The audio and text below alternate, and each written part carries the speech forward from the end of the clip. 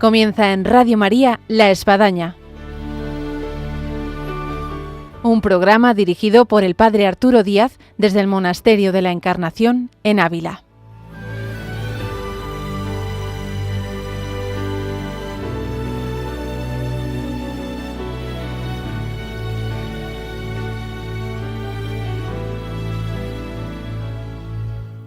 Hola, buenos días, les habla el Padre Arturo Díaz, bienvenidos a La Espadaña, que como último viernes de mes dedicamos a la obra y vida de San Juan de la Cruz con María Ángeles Álvarez, que nos dejó pues todo el tiempo de verano con algunas tareas de lectura de lo que supone San Juan de la Cruz. Así que en este caso pues vamos a retomar a San Juan de la Cruz y en un episodio muy conocido y muy interesante, que es la fuga de la cárcel donde se encontraba en Toledo. Bienvenido a este programa que ahora comenzamos.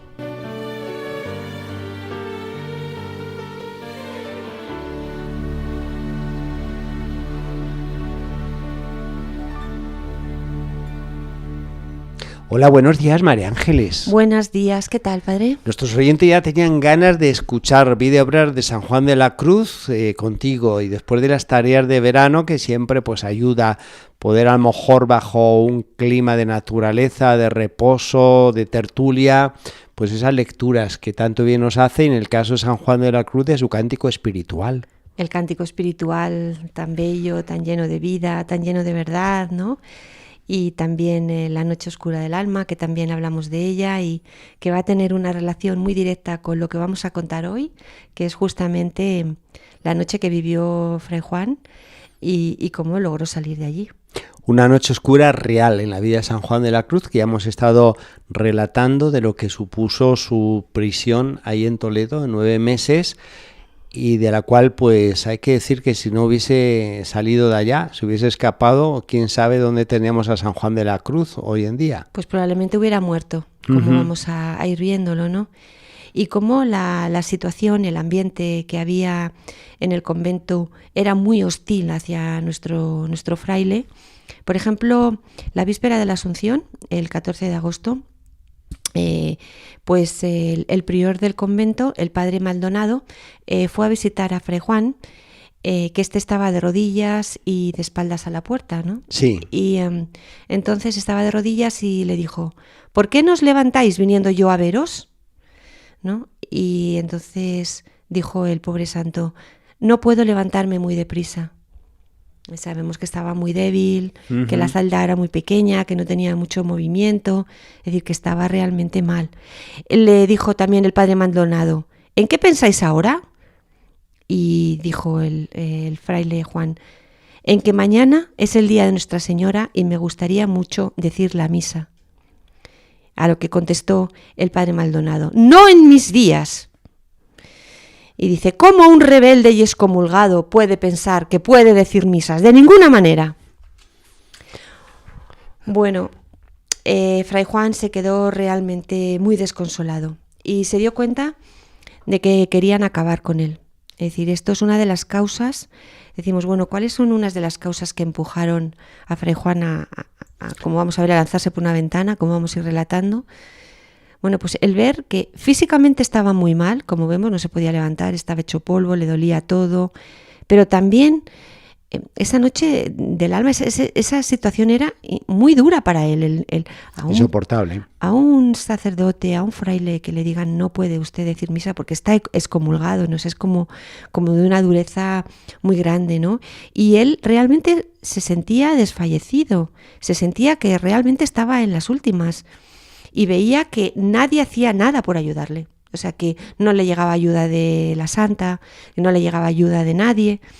Y entonces la situación era muy complicada. No le llegaba ayuda de la santa, pero vamos a ver, la santa estaba intentando ayudarle como podía. Es decir, había movilizado lo que podemos decir nosotros su agencia de detectives. O sea, un poco la santa. Sí. Es decir, se lo pide al padre Gracián, que le dice: no olvidar si puede hacer algo por Fray Juan de la Cruz. Y dice: no sé ¿qué ventura es esta en la que nadie se acuerda de este pobre santo?, le dice al padre Gracián en una de sus cartas. También se lo pide al padre Mariano y le dice que por favor que se lo solicite a la princesa de Éboli, que ella tiene muchas influencias, que por favor, que sí, seguro que si se lo pedían, pues que iba a hacer algo y que él tenía una relación cercana. Es decir, vemos cómo no es que la santa no estuviera haciendo nada, es decir, bueno, no le estaban ayudando, se sentía que estaba muy mal, pero es que no podía la santa, o sea, estaba haciendo todo lo que realmente podía. Hay que pensar, María Ángeles, lo que supone una mujer clausura, y máxime en ese tiempo, o sea, qué posibilidades tenía en este sentido de poder salir, de poder hablar con gente, en fin, bastante hacía desde esa su celda, en todo el sentido de la palabra, de oración como de entrar en contacto con las personas que podrían hacer algo. Uh-huh. Podemos preguntarnos, como el padre José Vicente Rodríguez hace, si realmente San Juan vivió lo que es una noche oscura, es decir, lo que es eso que él nos relata muy bien en su poemario, sobre todo en los comentarios del poema, ¿no? Tenemos un testimonio que recoge él de la hermana María Jesús Godínez de Sandoval, que tenía mucha relación con el santo, era una de sus dirigidas espirituales, y entonces ella comentaba que yo le pregunté si tenía consuelos de Dios allí y dijo que raras veces. Y bueno, pues aquí tenemos, es decir, que él se sentía un poco abandonado por Dios, ¿no? Quizá también es una de las cosas, de los sentimientos o de las vivencias que uno vive, ¿no? en estas noches tan duras. Otra de las hermanas, Ana de San Alberto, dice: yo le pregunté algunas cosas de las que allí en la cárcel le había dado nuestro Señor y me dijo: Dios me quiso probar, mas su misericordia no me desamparó. Allí hice aquellas canciones que comienzan ¿a dónde te escondiste? Y que con estas canciones se entretenía y las guardaba en la memoria para escribirlas, y que nuestro Señor hartas veces le visitaba y le consolaba y animaba y disponía para otros trabajos que había de padecer.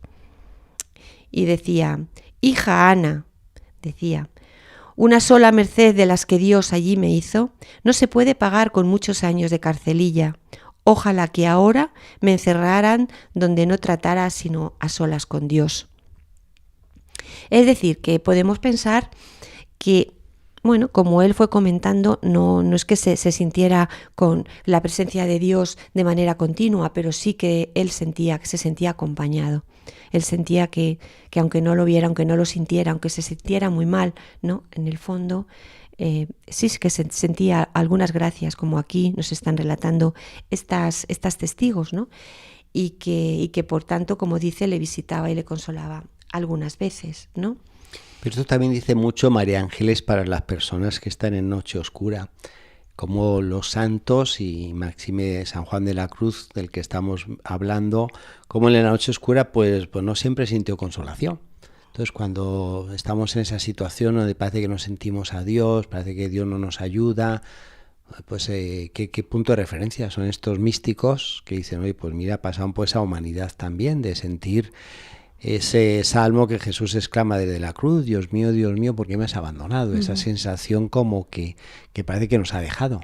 Sí, yo a aquellas personas que estén pasando por estos momentos, yo les recomiendo que lean el comentario de la noche del poema, porque es que van a encontrar que están muy identificados con lo que ahí se lee y se van a sentir mucho consuelo de ver que, como dice Padre, ¿no?, otras personas, y más una persona de la talla de Fray Juan, está viviendo lo mismo que podemos vivir muchos de nosotros, y al final eso te consuela, te ilumina y te ayuda a continuar.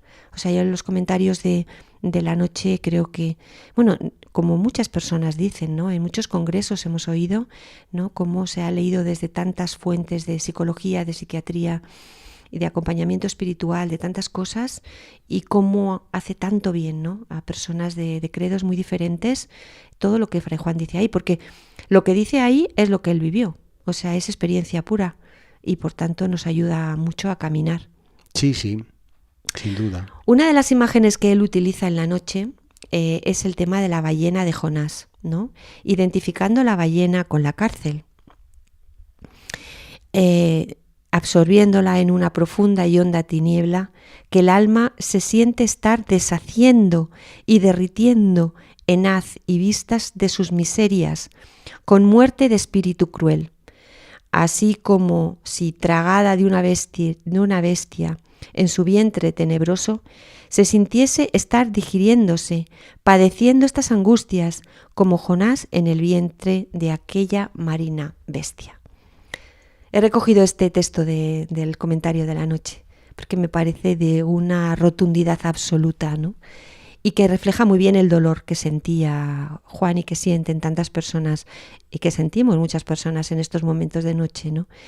Estar dentro de un lugar oscuro, completamente cruel, y que parece que te están digiriendo, o sea, que es te están deshaciendo interiormente, ¿no? Estás como entrando en un proceso muy, muy duro y también un proceso de transformación. Es una imagen bíblica muy, muy adecuada, lo que supone efectivamente estar dentro del vientre de la ballena como Jonás, de estar dentro de una celda pequeña y oscura, en fin, que tiene mucha similitud. Y esa imagen que me parece muy, muy, muy potente, ¿no? De estar tragados, o sea, somos tragados a veces por la vida. O sea, tenemos esa sensación, yo estaba antes bien, mi vida iba bien, me encontraba feliz, tal, y de repente me siento como tragada, y me siento dentro de esa cárcel, ¿no? Uh-huh. De esa cárcel. Y que no se sabe el desembarco. El de Jonás luego ya lo sabemos, y también pues estamos en el programa de hoy, lo que va a ser el desembarco, digamos así, la fuga de San Juan de la Cruz por la ventana. Él ya, como vemos, se daba cuenta que si no hacía algo, iba a morir, o sea...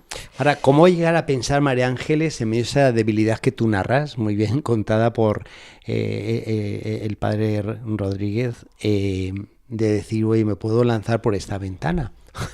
Sí, porque Ciertamente, ¿no? Es una cosa como de desesperada. O sea, sí. Ya voy a morir y ya me tiro por la ventana y ya que sea lo que Dios quiera, porque casi es mejor lo que me pueda pasar que lo que estoy viviendo. O sea, es una cosa como la desesperada, ¿no?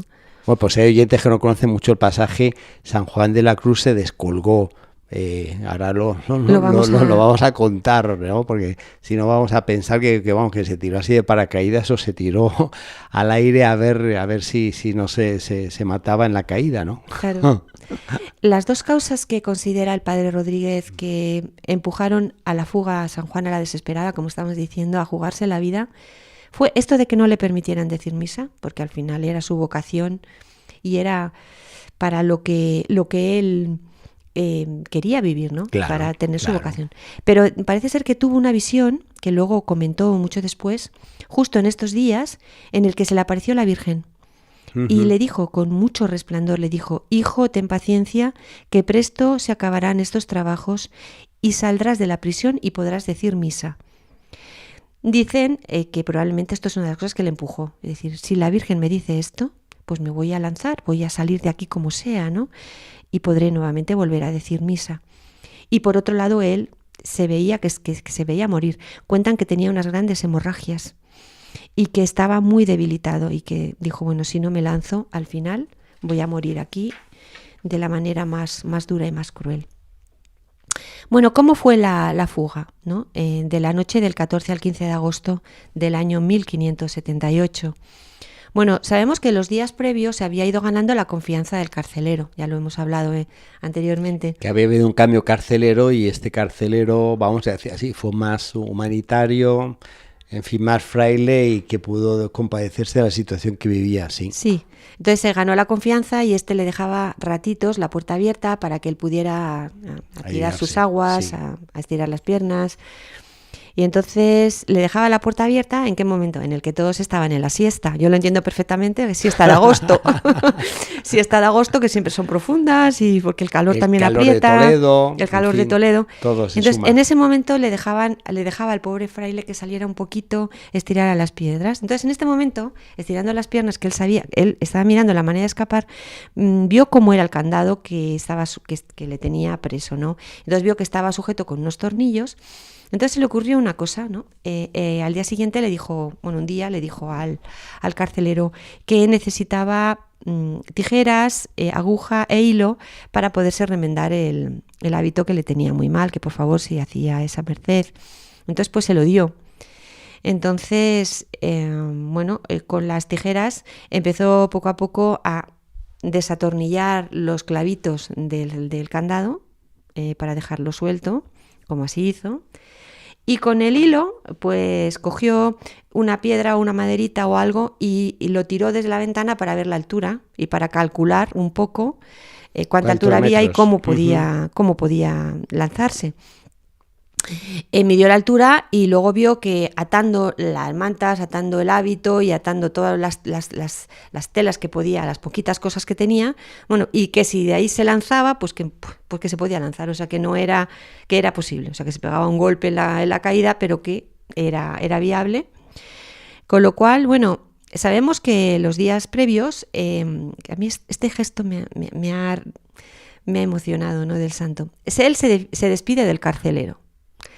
Y entonces le dice que como se ha portado tan bien con él y que le tiene en tan alta estima, le regala una cruz que cuentan que era de madera, que era exquisita de madera y que era un Cristo de bronce que el santo siempre llevaba al lado del escapulario. Sí.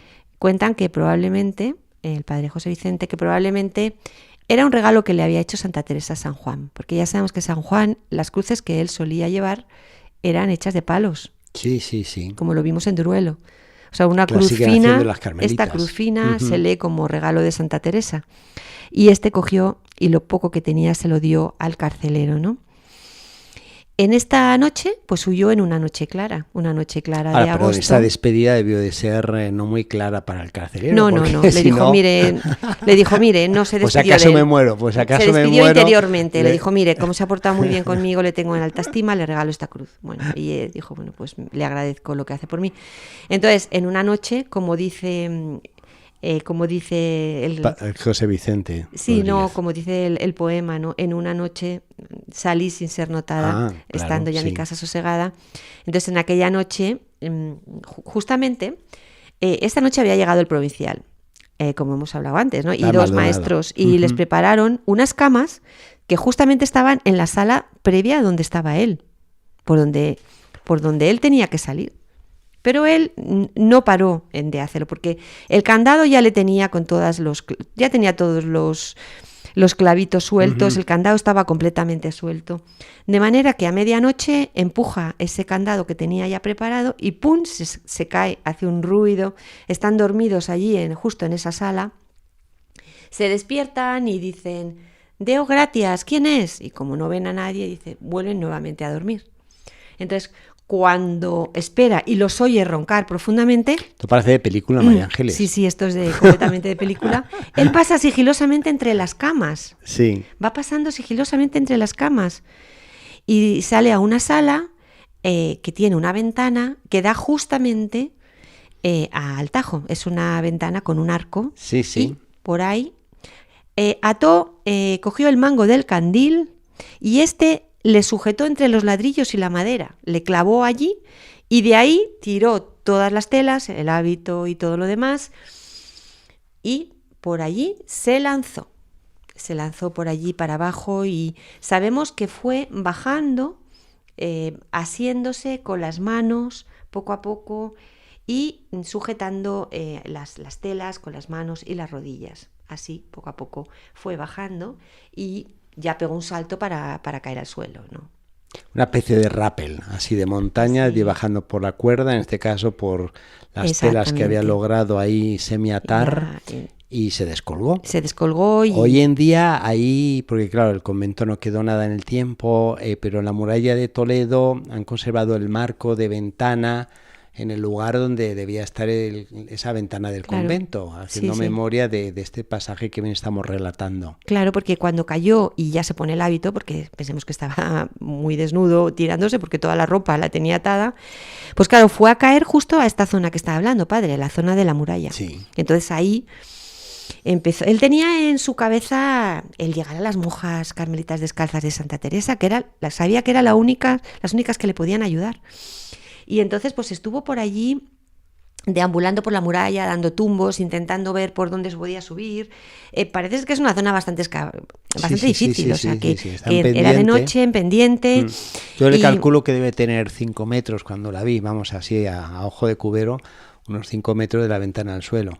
Entonces, bueno, era una zona, parece ser que ya consiguió salir un poco de allí, estuvo deambulando, que pasó por una gente que llama la gente de la tabernilla, es decir, estamos en verano, aunque sea por la noche, pues la gente estaba allí tomando cosas, y que la gente, pues que le invitaron a quedarse con ellos a tomar algo, y él rápidamente dijo que no.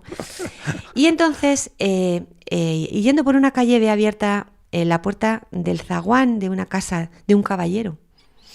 Entonces se acerca, parece ser que este caballero al santo le pareció un Quijote, ¿no? No sé si en apariencia... Para imaginárselo, sí. Y le dijo que por favor, si le permitía pasar allí en la noche.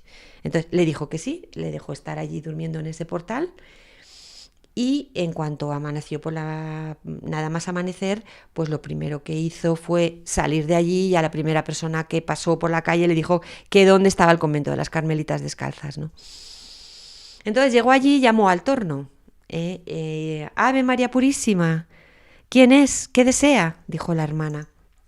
Entonces se oyó la voz del santo que decía: hija, Fray Juan soy, que me he salido esta noche de la cárcel, dígaselo a la madre priora.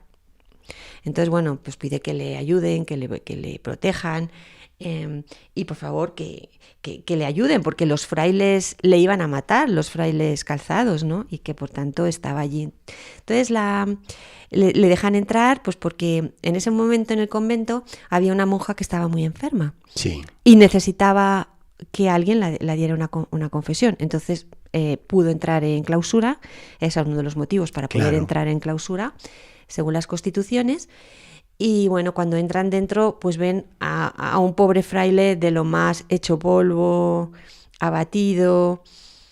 Dicen que daba lástima, dicen las monjas, que iba sin la capa blanca, que ya sabemos que es la que se ponen los carmelitas un poco para salir, que el hábito estaba muy rajado, el rostro desfigurado y flaco, apenas se podía tener en pie y casi no podía hablar, ¿no?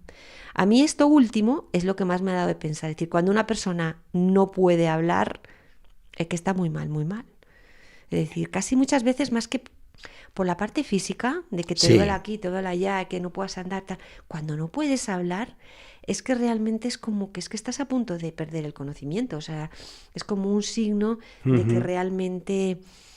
dicen las monjas que estaba tan mal que no se atrevieron a darle de comer nada sólido. Y entonces lo único que les dieron fue unas peras con canela asadas, que toda su vida Fray Juan las estuvo recordando.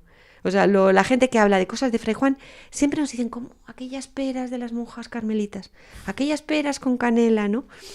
Yo muchas veces cuando hago peras con vino, peras con...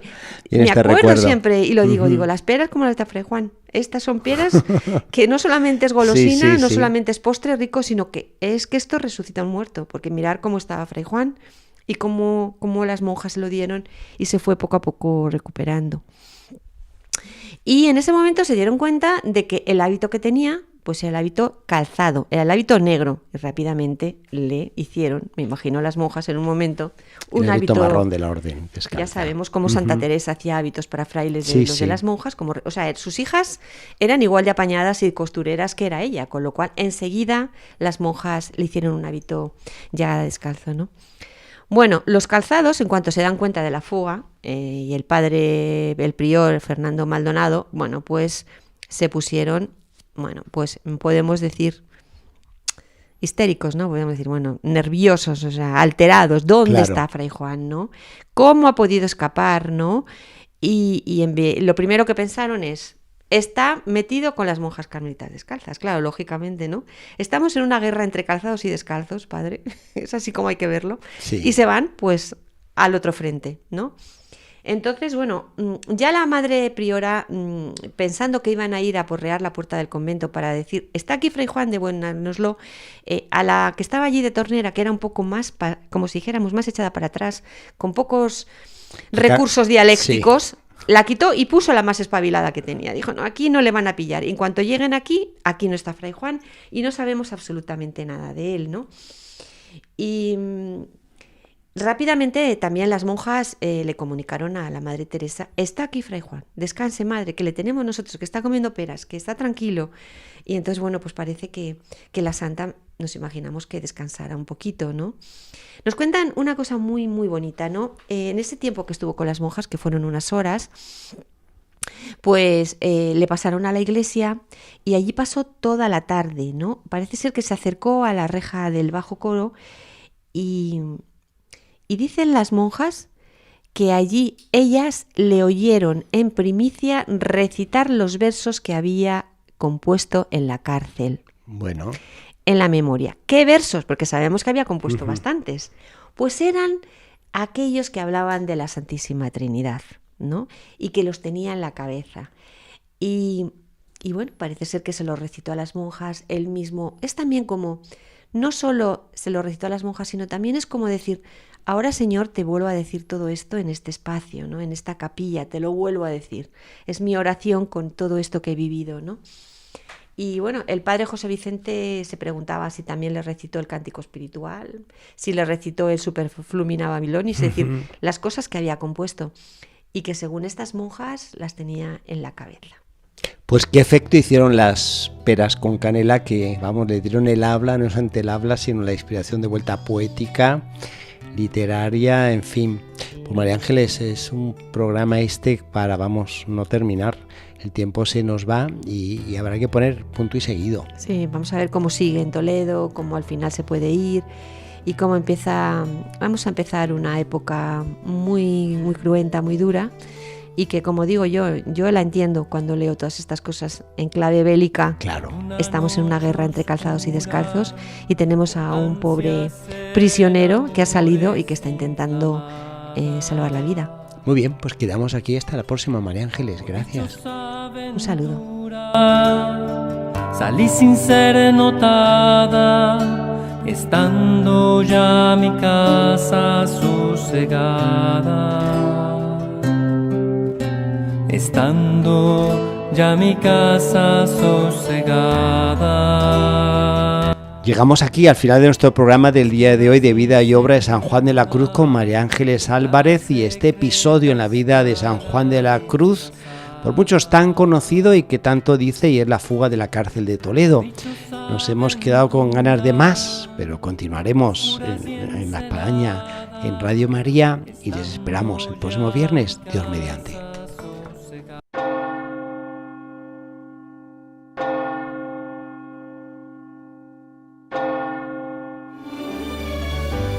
Han escuchado en Radio María La Espadaña, un programa dirigido por el padre Arturo Díaz desde el Monasterio de la Encarnación en Ávila.